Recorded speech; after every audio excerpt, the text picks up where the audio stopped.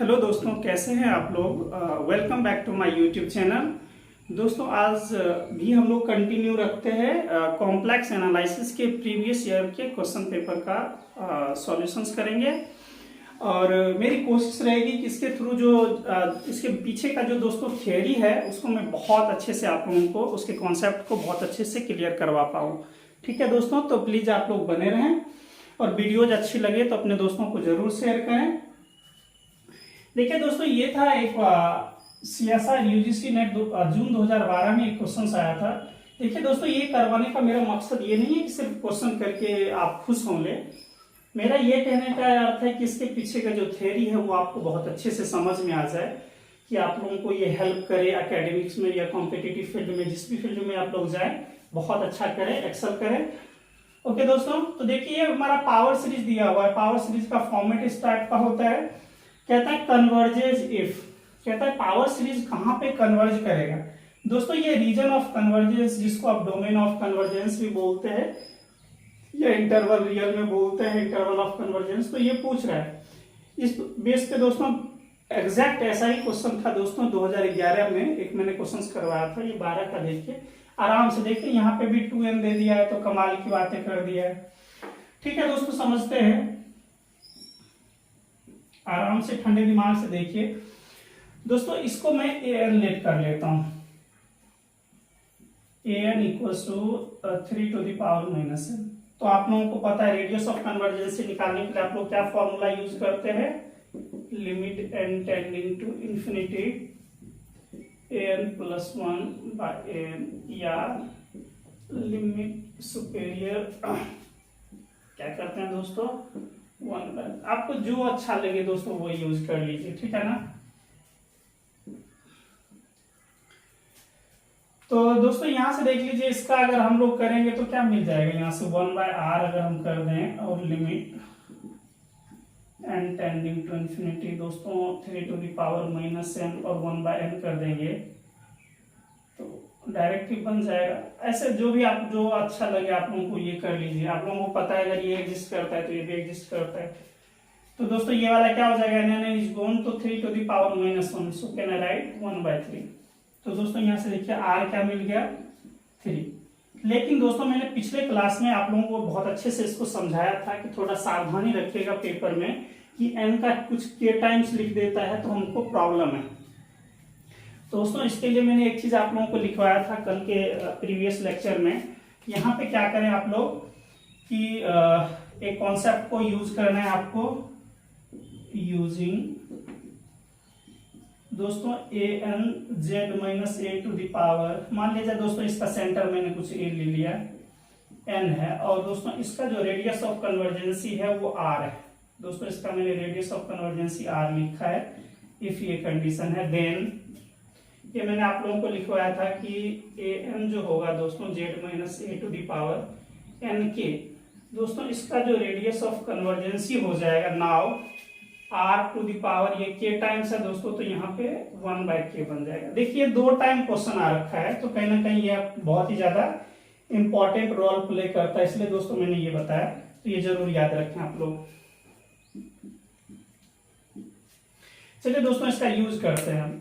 यहाँ से तो हमको r इक्वल टू 3 आ गया। अब ये वाला केस देखिए यहाँ पे,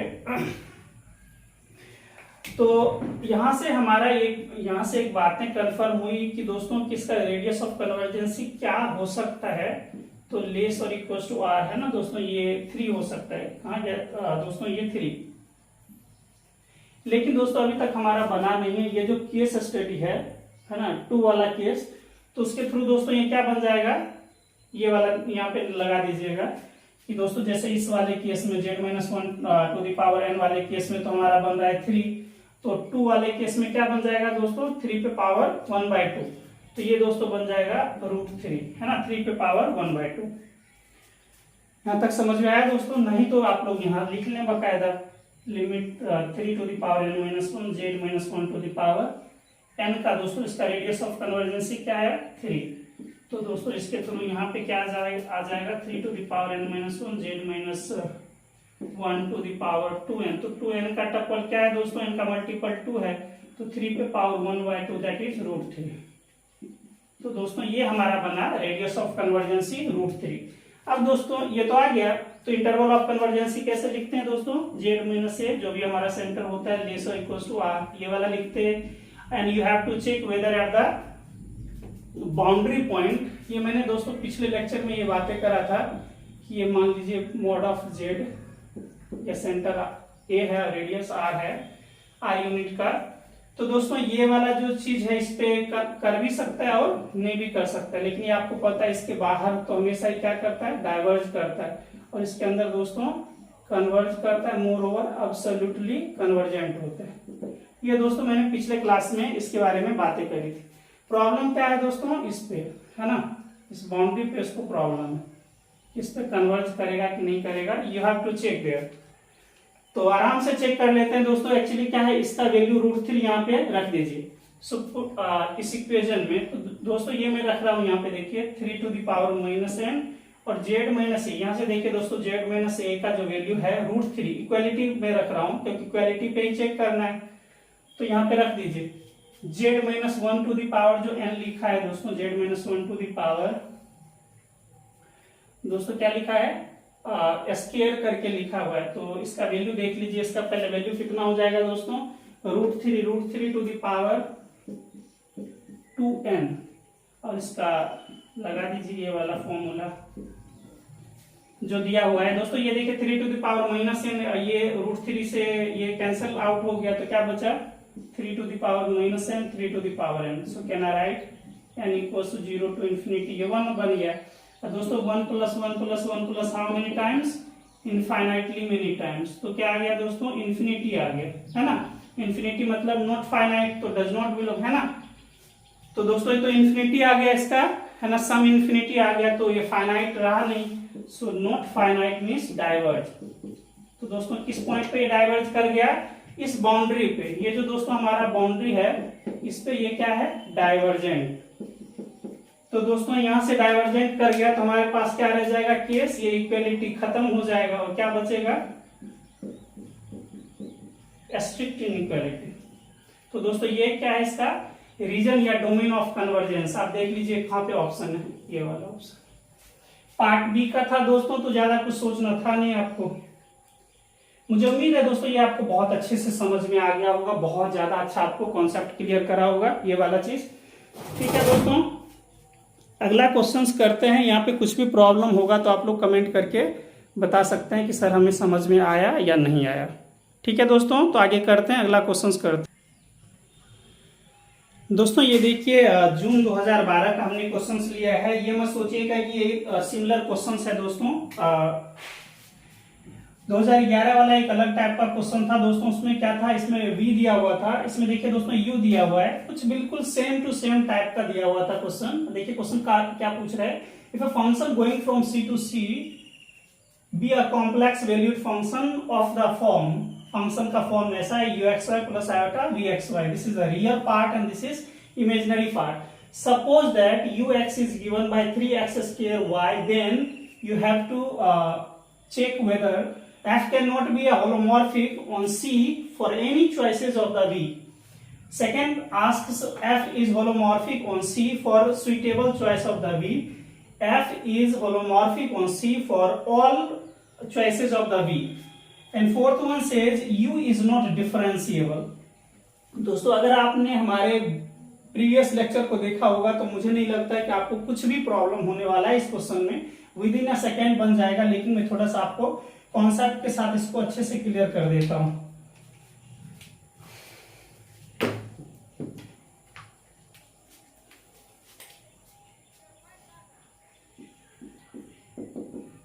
देखिए दोस्तों क्या है, क्या बोला है इसमें कि f जो है दोस्तों क्या है, f can not be holomorphic. तो पहले f के बारे में होलोमॉर्फिक की कंडीशन को हम लोग समझते हैं। इफ f इज होलोमॉर्फिक, दोस्तों होलोमॉर्फिक होता है तो क्या होता है, आपको ये चीज याद रखना है कि real part like u must satisfy Laplace equation and imaginary part also satisfy Laplace equation. ये दोस्तों आपको याद रखना है। ये क्या है, लाप्लास कंडीशंस ऑफ या इक्वेशन जो भी कह लें, ठीक है ना। तो बेसिकली ये याद रखना है। और एक चीज जरूर याद रखें दोस्तों, इसको इस स्टेटमेंट को P मान ले और इस स्टेटमेंट को Q मान ले।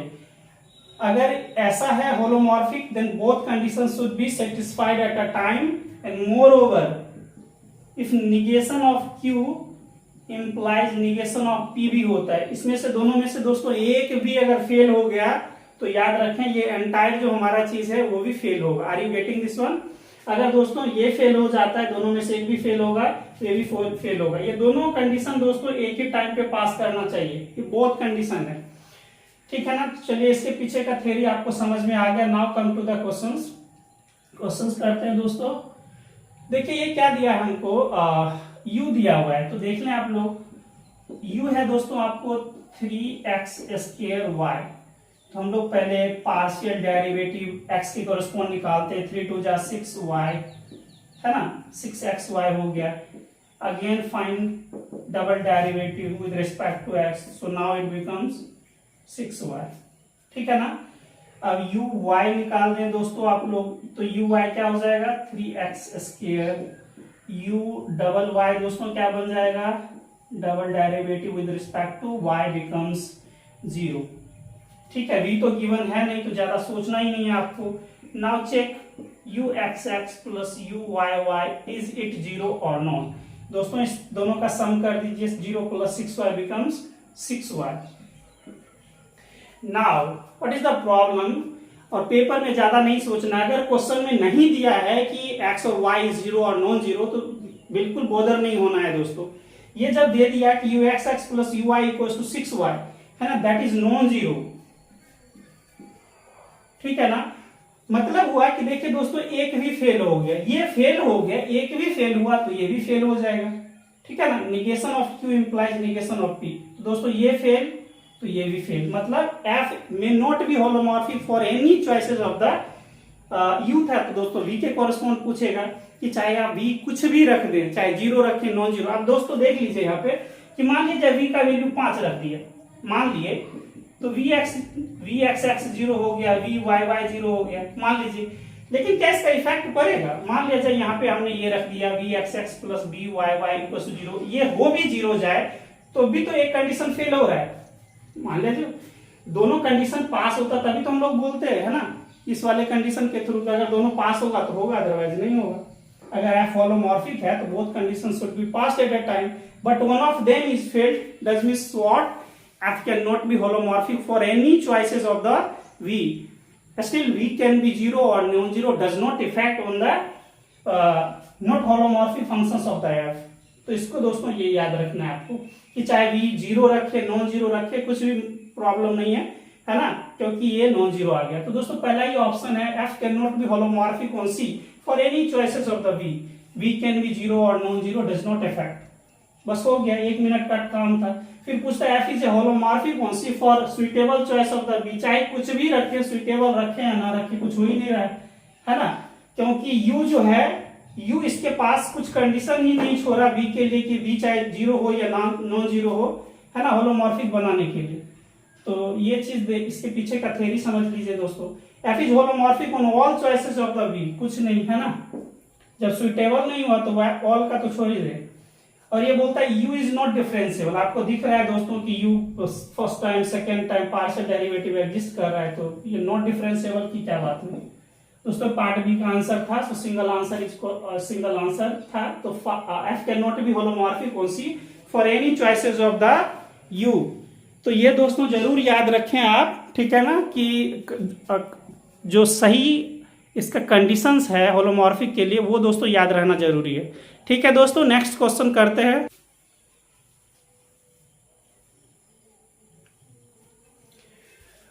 दोस्तों ये देखिए CSI UGC नेट जून 2012 का पार्ट सी का क्वेश्चंस मैंने लिया है। अगर आप लोग सही से देखें, जिन्होंने भी प्रीवियस लेक्चर को देखा होगा तो उनको लगेगा कि sir this is almost similar to the previous one. बिल्कुल दोस्तों ऐसा ही सिमिलर है। ये भी आइडेंटिटी थ्योरम का यूज करा है, उसमें भी आइडेंटिटी थ्योरम का यूज किया गया था। क्वेश्चन समझते हैं दोस्तों क्या बोल रहा है। If a function going from C to C be a meromorphic functions, moreover function क्या है दोस्तों, एनालिटिक। कहाँ पे एनालिटिक है, 0 पे। तो बहुत सारा चीज तो आपको डायरेक्ट ही दे दिया है। Satisfying f of 1 by n equal to n upon 2n plus 1 for all n is greater equal to 1, then functions, the value of the function at z equals to 0 becomes half. Function has a simple pole at z equals to -2, and function, the value of the function at z equals to 2 is 1/4, or such no such meromorphic functions exist. बहुत ही बच्चा वाला काम कर दिया दोस्तों, क्योंकि देखिए previous lecture में मैंने इसके बारे में डिस्कस कर लिया था, ठीक है ना। तो दोस्तों चाहे तो आप लोग डायरेक्ट भी यूज कर सकते हैं, अदरवाइज थोड़ा सा मैं थ्योरी समझा देता हूं आप लोगों को। दोस्तों हम लोगों ने क्या लर्न करा था, देखिए इसका डोमेन नहीं दिया है क्या, डोमेन नहीं दिया है, डोमेन दिया रहना चाहिए दोस्तों वैसे इसको। अच्छा देखिए इसने अच्छी बातें बोल दिया है कि फंक्शन क्या है दोस्तों, मेरोमॉर्फिक है, और डोमेन ये है सी है, तो कोई जरूरी नहीं, तो और भी एंटायर प्लेन दे दिया है दोस्तों। और ये क्या बोला है कि एनालिटिक एट 0 है। तो दोस्तों यहां से देखिए ये सेट और डोमेन और इस सेट को देख लीजिए, हमारे पास क्या है 1/n। तो दोस्तों इसको कुछ टी लेट कर लीजिए 1/n। तो दोस्तों 1/n, n belongs to natural number, ठीक है दोस्तों। तो इसका देखिए यहां से सेट ऑफ लिमिट पॉइंट्स दोस्तों क्या बन जाएगा, सिंगलटन 0 है ना, और सिंगलटन 0 अपने डोमेन का मेंबर है। तो दोस्तों यहां से क्या बन गया है कि t intersection d equals to 5 non empty, ठीक है ना। तो यहां से क्या हो जाएगा दोस्तों, आइडेंटिटी थ्योरम को अप्लाई करेंगे, आइडेंटिटी थ्योरम अप्लीकेबल है ना, इज अप्लीकेबल। तो आइडेंटिटी थ्योरम दोस्तों अप्लाई हो जाएगा, तो वो क्या बोलेगा कि दोस्तों f must be identical to 0 on domain d, वो एंटायर डोमेन डी पे चला जाएगा for all z belongs to d. तो अब अच्छा हो गया, तो कुछ करना ही नहीं दोस्तों। यहाँ पे देखिए आपका फंक्शंस क्या था, f of 1/n equals to n upon 2n plus 1। शायद दोस्तों अगर आप प्रीवियस लेक्चर को देखेंगे तो ये बिल्कुल ही इजी क्वेश्चंस लगेगा। देखिए n से मैंने डिवाइड कर दिया दोस्तों, सो दिस बिकम्स 1/n। तो इसको कुछ g लेट कर लेते हैं, z इक्वल्स टू दोस्तों 1/n लेट कर लें, तो this becomes g of z equals to 1/2 plus z। दोस्तों इसको फर्स्ट मान लीजिए, इसको सेकेंड मान लीजिए, ठीक है ना। कल वाला केस स्टडी सारा लगा दीजिए दोस्तों। यहाँ पे z का वैल्यू 1 होगा तो 1/3 रह जाएगा दोस्तों, यहाँ n के जगह पे 1 रखेंगे तो 1/3 आ जाएगा। मतलब f of 1 equals to g of 1, f of 2 equals to g of 2 है ना दोस्तों, ये सब आता जाएगा। तो ये सारे के सारे वैल्यूज दोस्तों क्या हो जाएगा, इक्वल हो जाएगा। f of 1/n, g of 1/n सभी सारे दोस्तों क्या हो जाएगा, अपने डोमेन के अंदर सारे के सारे वैल्यूज सिमिलर है ना। So f equals to g for all z belongs to d। f 1/n या z रख ले दोस्तों आप लोग, f of z equals to g of z हो जाएगा for all z belongs to d। Okay दोस्तों, तो आइडेंटिकल है तो अब कुछ सोचना नहीं है, डायरेक्ट आप इस फॉर्मूले में क्या करें, फंक्शंस की वैल्यू को पुट करके चेक कर लें। So f of z equals to g of z है, दोनों आइडेंटिकल हो गया है दोस्तों। ये देखिए क्या है हमारे पास 1/2 प्लस z। अब गौर से देखिए दोस्तों, व्हेन z इक्वल्स टू 0 तो यहाँ पे पुट कर दीजिए, so f of 0 becomes 1/2। So is this option correct? तो yes. Now come to the second one. Second one says f has a simple pole at z equals to 0। दिख रहा है आपको दोस्तों यहाँ पे क्या है, इसका सिंगुलैरिटी दोस्तों क्या आ जाएगा, z इक्वल्स टू -2, और इसका जब भी लिमिट निकालेंगे z इक्वल्स टू -2 पे इंफिनिटी आ जाएगा। इसका मतलब क्या है, z equals to -2 is a simple pole. दोस्तों पिछले लेक्चर में मैंने बहुत अच्छे से इसको समझाया था, इसलिए मैं थोड़ा डायरेक्ट कर देता हूँ, ठीक है। आप लोग लिख सकते हैं कि z इक्वल्स टू -2 पे इसका जब भी हम लिमिट पॉइंट निकालेंगे तो इन्फिनिटी आ जाएगा, और इन्फिनिटी किसका दोस्तों होता है, लिमिट पॉइंट पोल का होता है। और चूंकि इसका डिग्री 1 है, 2 प्लस z का डिग्री क्या है दोस्तों, 1 है, तो ये कैसा हो गया, simple pole. So z equals to -2 is a simple pole. So second option is also true. Now come to the third one. दोस्तों you have to check the value of the functions at z equals to 2। So write down f of 2, इसमें से आप check कर लें रख के। तो दोस्तों 2 रखेंगे तो क्या आ जाएगा, 1/2 + 2 becomes 1/4. So what is the value of the function at 2? 1/4. So this option is also true. बोलते हैं नो सच मेरोमॉर्फिक फंक्शन एग्जिस्ट। अरे इतना तो है ना, मेरोमॉर्फिक फंक्शन तो एग्जिस्ट कर रहा है, तो दिस ऑप्शन इज फॉल्स। मुझे उम्मीद है दोस्तों शायद मैंने इसको कुछ ज्यादा स्पीड में बता दिया, तो don't be confuse with such a things. आप प्रीवियस लेक्चर को देखेंगे तो वहां पे मैंने बहुत ही ज्यादा बहुत डेप्थ में चीजों को समझाया था, इसलिए मैंने सोचा थोड़ा इसको स्पीड में करवा दूं। ठीक है दोस्तों, ये आपको कुछ भी बोदर नहीं करेगा, आराम से आइडेंटिटी थ्योरम को आप लोग यूज कर दीजिए। ठीक है, तो नेक्स्ट क्वेश्चन करते हैं दोस्तों।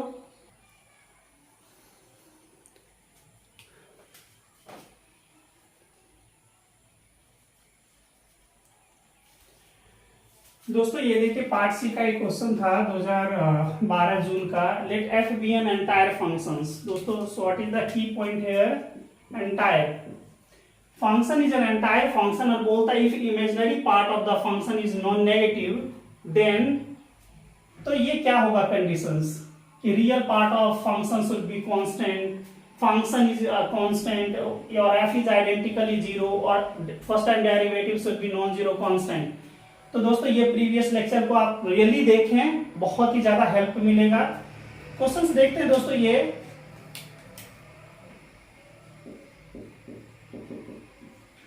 देखिए क्या बोला है दोस्तों, एंटायर फंक्शन है। तो एक तो लिवोली साहब को आप लोग याद कर लें दोस्तों, हो सकता है शायद इनके मेरे इसमें शायद कुछ प्रॉब्लम हो लिखने में। लिवोलीज थ्योरम, उनका क्या कहना था कि entire bounded function is constant, है ना दोस्तों। ये लिवोली साहब का कहना है if a function which is entire and bounded should be constant. दोस्तों एक और हम दूसरा यूज करते हैं, पिकार्ड को यूज करते हैं। देखिए पिकार्ड साहब ने क्या बोला कि non constant entire function, non-constant entire function can omit at most one complex value from its range space। इसका दोस्तों हम लोग निगेशन करते हैं। देखिए इसका निगेशन काफी ज्यादा इंपॉर्टेंट है। इसको हम लोग कैसे समझें कि एंटायर फंक्शन तो है, अगर ये 2 या 2 से ज्यादा पॉइंट को ओमिट करता है अपने रेंज स्पेस से, तो दोस्तों अब ये क्या नहीं रह जाएगा, नॉन कांस्टेंट नहीं रह जाएगा, it should be a constant. तो दोस्तों अब ये कैसा रह जाएगा, कांस्टेंट फंक्शंस रह जाएगा। दोस्तों और भी यूज कर सकते हैं आप लोग एंटायर के लिए, तो पिकार्ड साहब है, ओपन मैपिंग थ्योरम है, तो आप लोग उसका भी यूज कर सकते हैं। ठीक है ना। तो दोस्तों ये देखिए 2 थ्योरम को जरूर याद रखें। लिवोली साहब ने क्या बोला कि entire bounded function is constant. और दोस्तों इसको बड़े पैमाने पे 2021 का एक क्वेश्चन आया था, 2021 में भी क्वेश्चन था, 2020 में भी एक क्वेश्चन था। इसका रिवर्स पूछ लिया था कि एंटायर प्लस नॉन कांस्टेंट, ऐसा ही क्वेश्चन दिया था, तो क्या हो जाता दोस्तों, अनबाउंडेड। एक क्वेश्चन ऐसा ही पूछा हुआ था, डायरेक्ट स्टेटमेंट ही दिया हुआ था।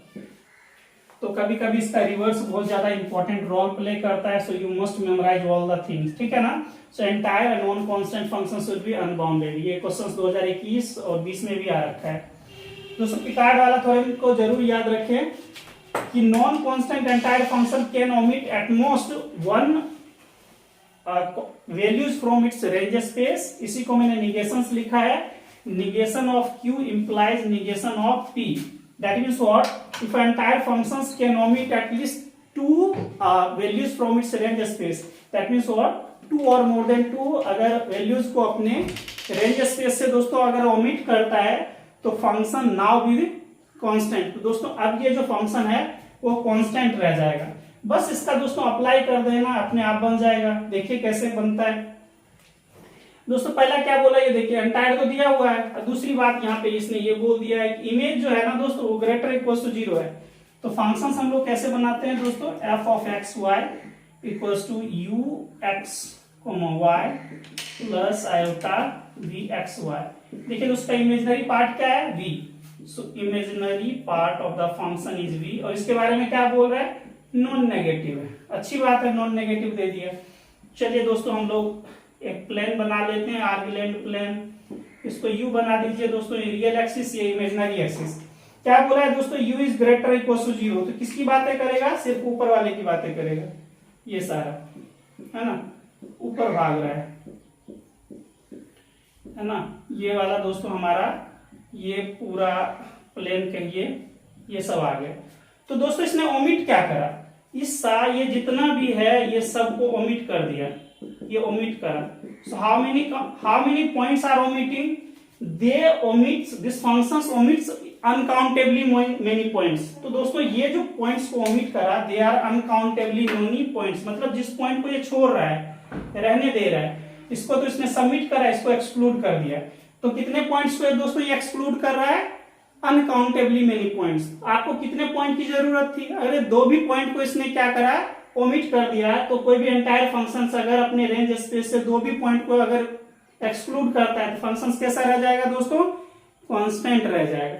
तो फंक्शन क्या बन गया दोस्तों, कांस्टेंट। तो ये वाला कांस्टेंट पास हो गया। ठीक है दोस्तों, यहां से आपको अच्छे वाले समझ में आ गई होगी कि फंक्शन अब क्या रहेगा दोस्तों, कांस्टेंट रहेगा। अब बताइए जब फंक्शन ही कांस्टेंट है तो फंक्शंस को हम लोग u प्लस आयोटा भी लिखेंगे, तो क्या मतलब हुआ कि फंक्शन कांस्टेंट है तो एंटायर फंक्शन ही कांस्टेंट है, तो ये वाला पार्ट 0 हो गया, तो ये सिर्फ और सिर्फ क्या हो जाएगा दोस्तों, कांस्टेंट। तो कहता है real part of f should be constant, तो भाई रहेगा ही कांस्टेंट, है ना। तो दोस्तों रियल पार्ट भी कांस्टेंट हो गया। कहता है क्या f इज आइडेंटिकली 0, कोई जरूरी है कांस्टेंट फंक्शंस 0 है ना, नीड नॉट टू बी, कोई जरूरी नहीं है कि f 0। कहता है क्या f dash 0 is a non zero constant, sir इसका आप फर्स्ट डेरिवेटिव निकाल दीजिए, व्हाट इज दिस, 0। लेकिन ये पूछता है कि सर नॉन जीरो कांस्टेंट होना चाहिए, so this may not B hold, है ना दोस्तों। तो देखिए कितना अच्छा यूज करा इन्होंने, पिकार्ड थ्योरम को यूज कर लिया, ओपन मैपिंग थ्योरम आप लोग यूज कर सकते हैं, है ना। सो ये हमारे पास एक क्राइटेरिया, चाहे तो आप लोग जो अच्छा लगे, जो सही लगे आप लोग वो यूज कर सकते हैं। ठीक है दोस्तों, तो मैंने यहाँ पे यूज करा है पिकार्ड्स थ्योरम को, है ना। Picard's theorem says if an entire function can omit 2 और more than 2 points from its range space, then function should be now a constant. तो दोस्तों इसका हमने यूज कर लिया है। मुझे उम्मीद है यहाँ तक आप लोगों को कुछ भी प्रॉब्लम नहीं हुआ होगा दोस्तों। अगले वाले क्वेश्चंस को करते हैं दोस्तों। ये क्वेश्चंस देखिए, पार्ट सी का क्वेश्चन है।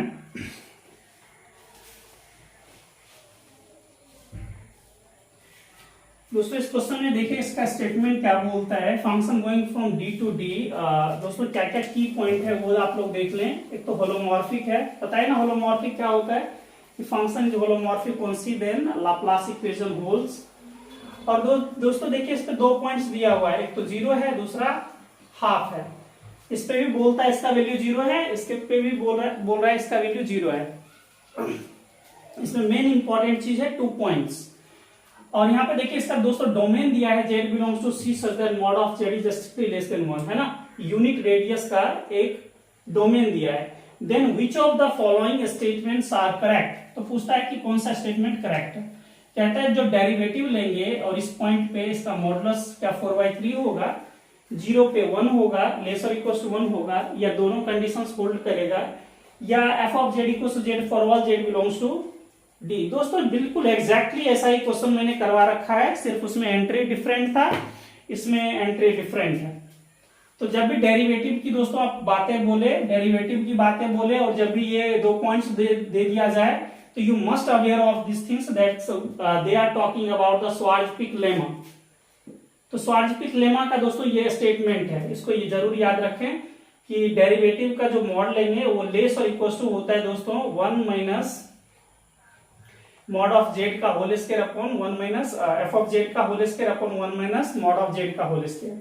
कुछ नहीं करना दोस्तों, प्रीवियस लेक्चर को आप जरूर डेफिनेटली उसको एक बार देखें, रियली काफी ज्यादा हेल्प करेगा।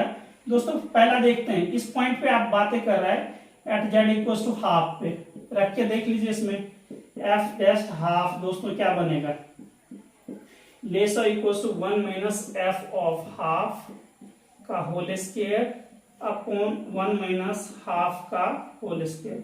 एफ ऑफ हाफ पे वैल्यू 0 दिया है दोस्तों, so 1 minus 0 square, so 0, 1 minus 1/4, so can I write 1 upon 3/4, so that becomes 4/3। तो आराम से देखिए, तो यहां से हमारा क्या बन गया दोस्तों, एफ डेरिवेटिव जो हम ले रहे हैं लेस और इक्वल्स टू 4/3, तो है ना, तो लेस और इक्वल्स टू इक्वलिटी होल्ड है, तो one of them is past, so past. Now दोस्तों सेकेंड वन,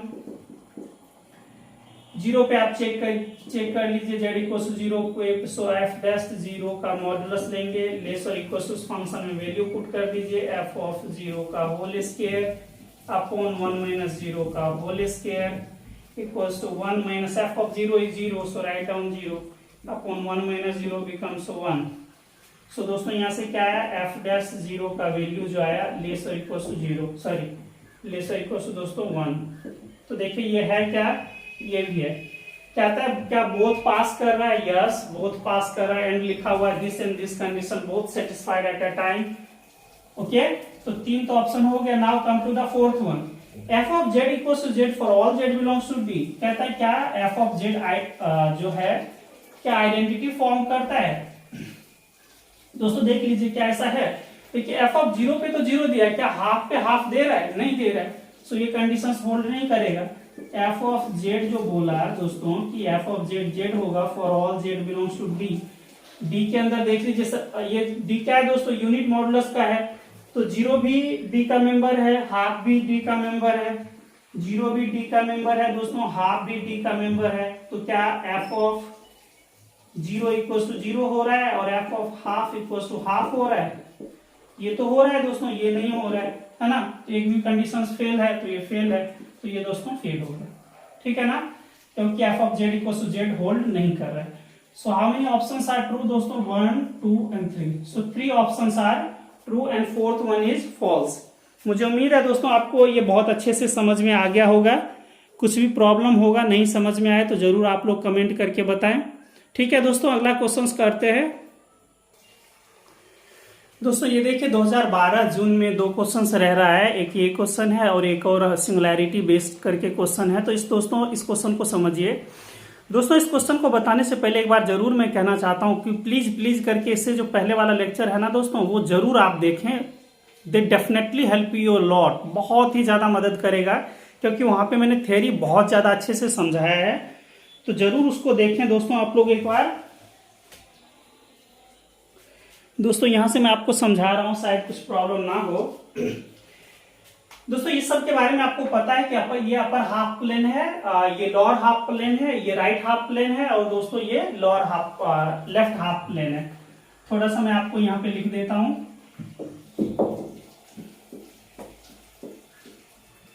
H प्लस क्या है दोस्तों, अपर हाफ प्लेन है ना, H माइनस क्या है दोस्तों, लोअर हाफ प्लेन,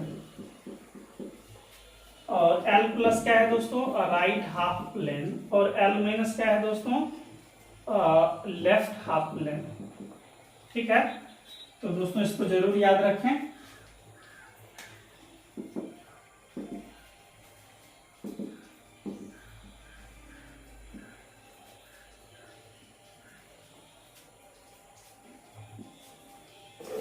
चलिए दोस्तों इस चीज को हम समझते हैं। ये एक्चुअली क्या है दोस्तों, मोबियस ट्रांसफॉर्मेशन या फिर आप बाइलिनियर ट्रांसफॉर्मेशन कह सकते हैं, उसका क्वेश्चन था।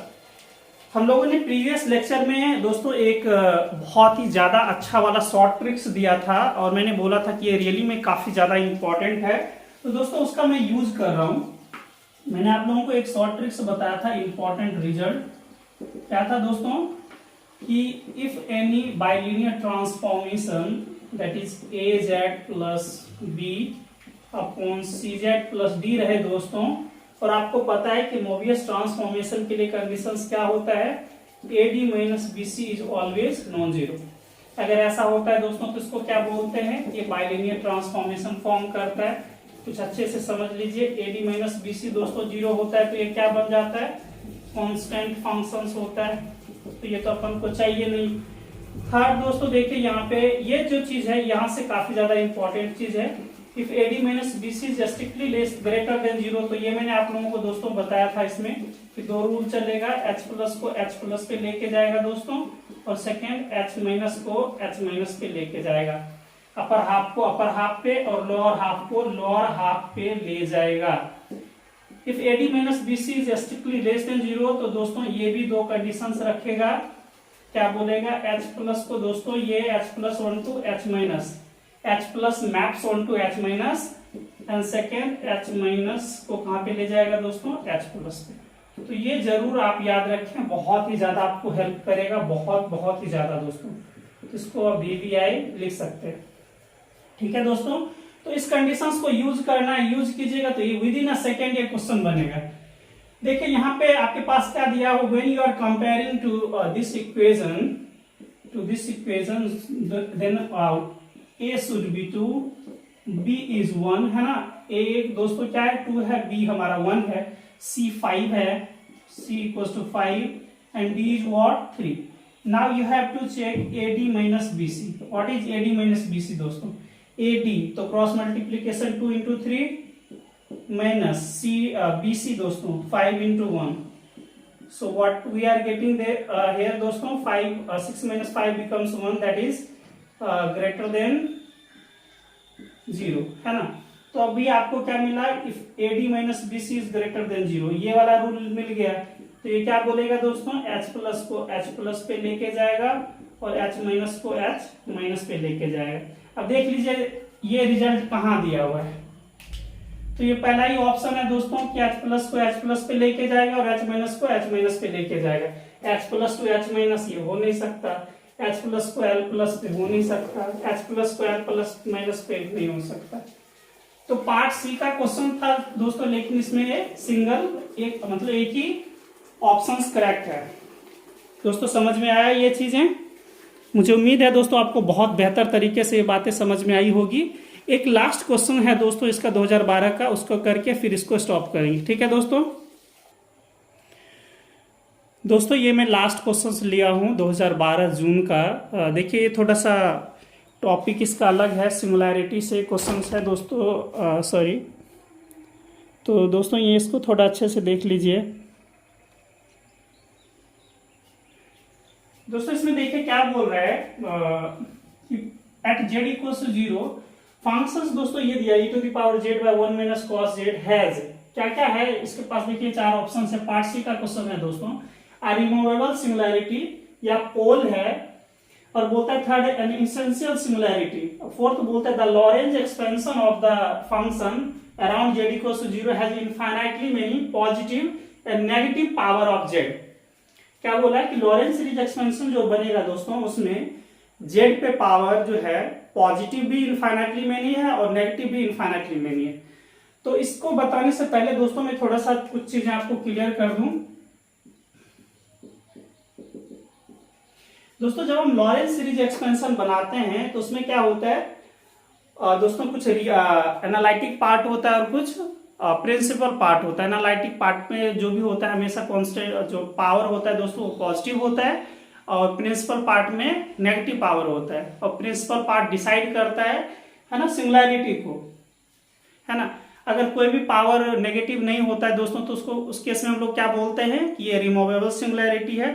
Finite number of the powers रहता है दोस्तों, तो हम लोग नेगेटिव पावर रहता है तो उसको हम बोलते हैं कि मान लीजिए m टाइम्स तक अगर नेगेटिव पावर है तो हम लोग बोलते हैं कि पोल जो होता है उतने ऑर्डर का होता है, ठीक है ना दोस्तों। और इनफाइनाइटली मेनी अगर नेगेटिव पावर होता है तो दोस्तों उस केस में ये क्या आ जाता है, इसेंशियल सिमिलैरिटी आ जाता है। तो ये बात आपको जरूर याद रखना है। चलिए यहाँ पे से कुछ और समझते हैं दोस्तों। यहाँ पे देखिए एक चीज और जरूर याद रखें दोस्तों, रिमूवेबल सिमिलैरिटी होता है ना। तो उसका जो भी हमारा लिमिट पॉइंट्स बनता है दोस्तों वो क्या होता है, रिमूवेबल सिमिलैरिटी का लिमिट पॉइंट फाइनाइट होता है दोस्तों।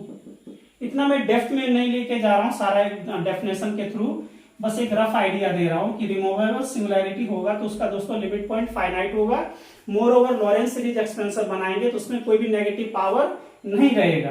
पहली बात इसको भी थोड़ा सा याद रख ले कि no negative power of z, है ना। z पे कोई भी नेगेटिव पावर नहीं रहेगा, पहला कंडीशन। दोस्तों पोल जब होता है, ये सब दोस्तों किसकी बातें चल रही है, आइसोलेटेड सिंगुलैरिटी की। पोल होगा तो दोस्तों उसका जो लिमिट पॉइंट होगा वो इनफाइनाइट आएगा, और इसमें कुछ finite number of negative power रहेगा, finite number of negative power, इसको याद रखिए। और थर्ड में दोस्तों हमें इसेंशियल सिंगुलैरिटी, इसका limit point does not exist. क्या होगा दोस्तों, इसका लिमिट पॉइंट जो होगा, limit point does not exist, exist नहीं करेगा। और इसमें याद रखिएगा infinite number of negative power रहेगा। तो इसको बेसिकली इसको याद रखना, अगर ये याद है आपको, अगर आप थोड़े बहुत भी इसके टच में हैं तो रियली ये क्वेश्चंस बहुत इजी से बन जाएगा, अदरवाइज थोड़ा बहुत दोस्तों प्रॉब्लम हो सकता है, ठीक है ना। चलिए मैं कोशिश करूंगा कि आपको बहुत अच्छे से समझ में आ जाए, फिर भी इसको जरूर याद रखें आप लोग। तो दोस्तों देखते हैं, देखिए ये हमारा जो फंक्शंस है f of z equals to e to the power z upon 1 minus cos z, है ना। अब आराम से समझिए, यहाँ पे कहाँ पे पूछा, एट जेड इक्वल्स टू 0, तो क्या करना है, जेड इक्वल्स टू 0 पे चेक कर लीजिए क्या कंडीशंस दे रहा है। एक्चुअली हम लोग लिमिट पॉइंट निकाल रहे हैं दोस्तों यहाँ पे, तो इसका फंक्शन है तो इसमें भी डायरेक्ट आप जाके लिमिट लगा सकते हैं, लिमिट जेड टेंडिंग टू 0। दोस्तों ये क्या बनेगा, Z upon 1 minus cos Z. दोस्तों ये देखिए 0 अपॉन 1 माइनस कॉस 0 1, सो 1 माइनस 1 बिकम्स 0, तो 0/0 फॉर्मेट का आ गया। तो आप क्या यूज करेंगे दोस्तों, एल हॉस्पिटल। तो यहां से 0/0 फॉर्मेट का दिखा तो क्या आपको कॉल करना है, एल हॉस्पिटल रूल, है ना।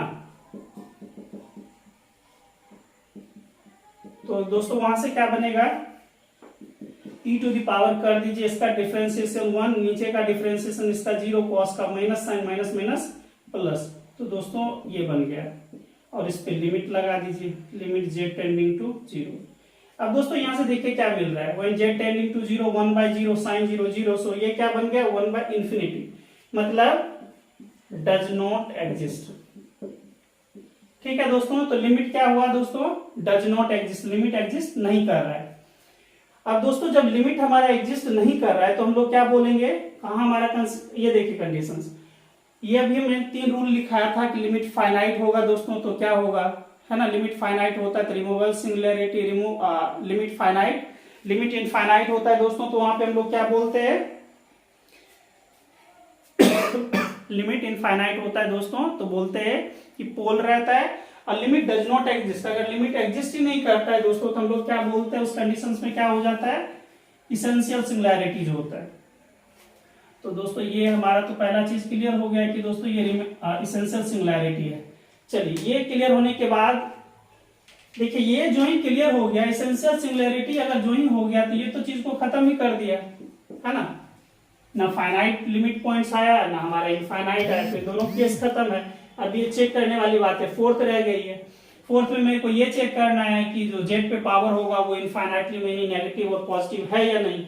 इसके लिए हमको ये इस एक्सपेंशन को खोलने की जरूरत है। तो देखिए दोस्तों क्या है हमारे पास, एक्सपेंशन है f of z equals to e to the power z by 1 minus cos z. चलिए आप लोगों को ये याद होगा दोस्तों 1 e to the power x क्या बनता है, 1 plus x square by factorial 2 plus x cube by factorial 3, है ना, प्लस डॉट डॉट डॉट, इस तरह से चलते जाता है। अब इसका थोड़ा सा यूज कर लीजिए दोस्तों। देखिए ये हमारा पहला क्या बनेगा, 1 plus z upon 1 minus cos z, फिर हमारा क्या बन जाएगा z by 1 minus cos z का होल स्क्वायर बाय फैक्टोरियल 2। देखिए दोस्तों यहीं से ना बहुत सारा चीज आपको ना डायरेक्ट दिखना स्टार्ट कर जाएगा, यहीं से गौर से देखिए दोस्तों ये कॉस जेड क्या होता है, कॉस जेड का एक्सपेंशन जब भी आप करते हैं तो कॉस इवन फंक्शंस फॉर्म करता है, so 1 minus z square by factorial 2। फिर दोस्तों क्या होता है z to the power 4 by factorial 4 minus z to the power 6 by factorial 6, ऐसे चलता जाएगा। तो आप गौर से देखिए ऊपर में देखिए दोस्तों ये z⁴ 1 है, यहाँ पे z² आ जाएगा, फिर zq आएगा, तो ऊपर में तो पॉजिटिव पावर ये वाला जो टर्म्स देगा दोस्तों, ये कुछ ना कुछ z⁴n ग्रेटर देन 1 है ना, 1 से 1 ये देता जाएगा, 1 2 फिर 3 फिर 4 5 है ना, क्योंकि ये तो पावर बढ़ता ही जाएगा। अभी 2 वाला आप लोग केस ले रहे हैं, फिर 3 वाला केस लेंगे है ना, e⁴ है ना, z by cos 1 - cos z का होल क्यूब बाय फैक्टोरियल 3, तो उसमें 3 भी आएगा। यानी हमारे को क्या मिल रहा है दोस्तों, z 1 2 3 4 और ये जाता ही जा रहा है, पॉजिटिव पावर आपको ऊपर से मिल रहा है डिनोमिनेटर से, सॉरी न्यूमरेटर से। और दोस्तों डिनोमिनेटर में ये देखिए, ये वाला जो चीज है ये सब में आएगा है ना डिनोमिनेटर में, तो दोस्तों ये देखिए यहाँ से ये है नीचे में है ना डिनोमिनेटर में, तो इसका मतलब है जब भी उसको ऊपर करेंगे तो सब ये नेगेटिव पावर बनेगा, नेगेटिव पावर बनेगा, नेगेटिव पावर बनेगा। ठीक है, तो इससे ये पता लगा दोस्तों, गौर से आप लोग देखें कि ये वाला कंडीशंस की नेगेटिव पावर कितना है, इनफाइनाइटली मेनी। सो z⁴ -2 z⁴